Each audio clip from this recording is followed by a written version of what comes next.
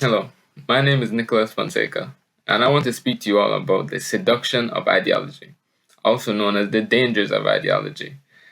Now, before we get deep into this quite controversial but very intricate idea and concept, I want to give you the definition of ideology, what I define ideology to be, and what I will be using it to refer to in this context.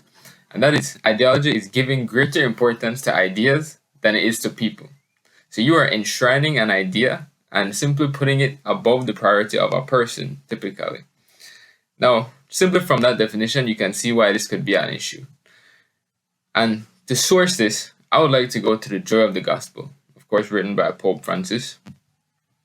And in the Joy of the Gospel, there is a section, and specifically section 231 to 233, is known as the realities are more important than ideas. That is the heading of this section. And it speaks in quite good detail about why we need to separate ideas from realities. Ideas are simply conceptual elaborations. That is the way it's defined in the Joy of the Gospel, and I definitely agree with that. They are there to serve, to give communication, for understanding, for praxis. However, it becomes an issue when we decide to prioritize it over what is reality. And you have to make a stark difference between reality and ideas. Because even Pope Francis himself, which we know the church in society is often seen as a stubborn or a strict social order structure.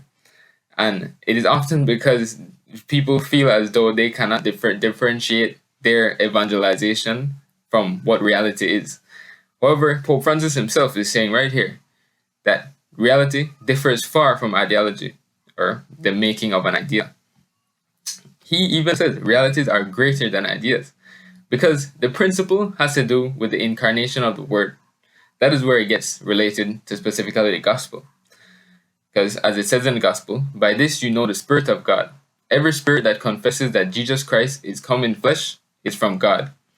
And that is why Pope Francis decided to use the definition of ideology and compare it to what exactly reality is. Next up, we have to realize why exactly ideology used in our context can be inherently abusive. Often, we as humans are flawed. We know this. We know we are flawed. No matter who we are, even Pope Francis himself is flawed. And ideology is one of the most common ways that we are flawed, but we fail to see it so much because we become arrogant when we decide to follow our ideologies blindly. This goes hand in hand into questioning. Questioning is always a good thing, and there's a line between questioning and between faith. However, ideology seems to blur that line completely. You want to be a good Catholic, but you don't want to be a blind Catholic, and I think that is very important. It goes to a point where if we become too entranced with the idea of our own ideology, we not only block out the concept or the possibility of change or of new experiments or of advents of new things, but we also become abusive. And when we become abusive or when we become so blinded to what anyone else has to believe, that is when we start to deny even the belief that the Spirit is working in God through all people. Because that is contradictory. If you are a Catholic who is completely blinded by ideology, you are then saying that the Spirit is not working in other people. And as a Catholic, I'm sure you would disagree with that sentiment. So we have to be careful, even as Catholics. Even good people, good conscious individuals can fall victim to this. And that is why we have to be so careful. And we have to be our brother's brother. We have to be our sister's sister. We have to be there for one another. Because sometimes it takes an intervention in order to realize such a thing. The main issue with ideology is it can be paralyzing. It's so easy to get caught up in it that you begin to believe everything that you think. Your reality becomes the reality. There is no other reality in your eyes. And that is a severe, severe issue. Because as Pope Francis said, reality is separate from our ideas. But our ideas are what make up our reality. That is where it can become very confusing.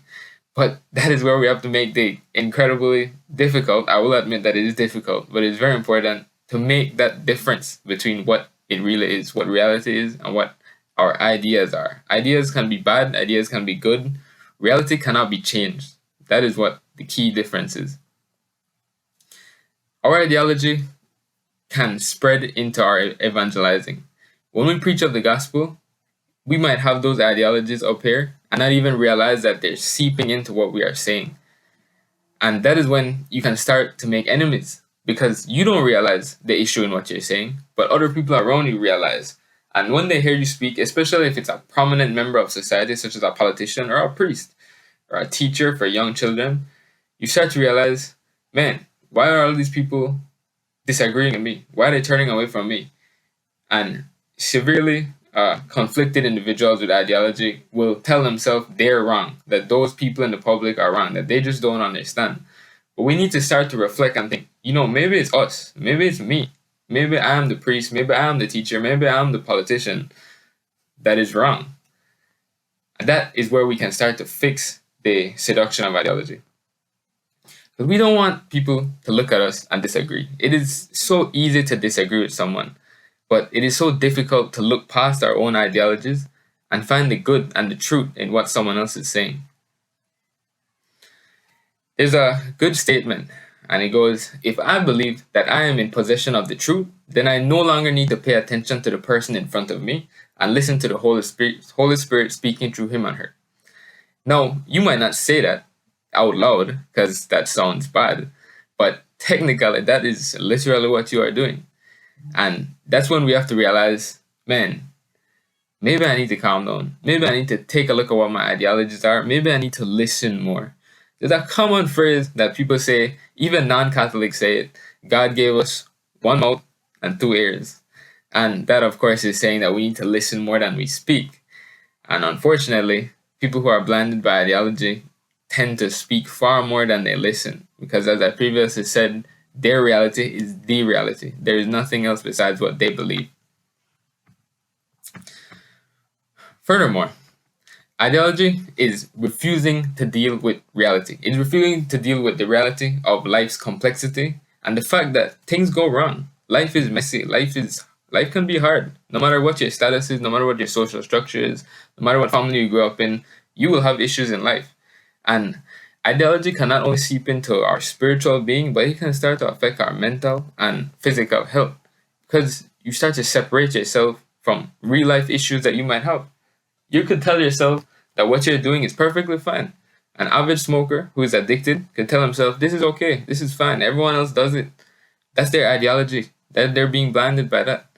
Everyone else knows. We know. There's proof. There's reality. The reality is that smoking is bad. But they can't see that. They only see the fact that they're okay.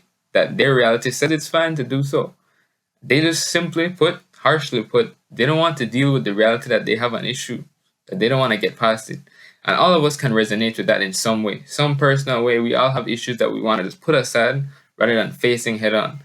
And that is where our ideology seeps in.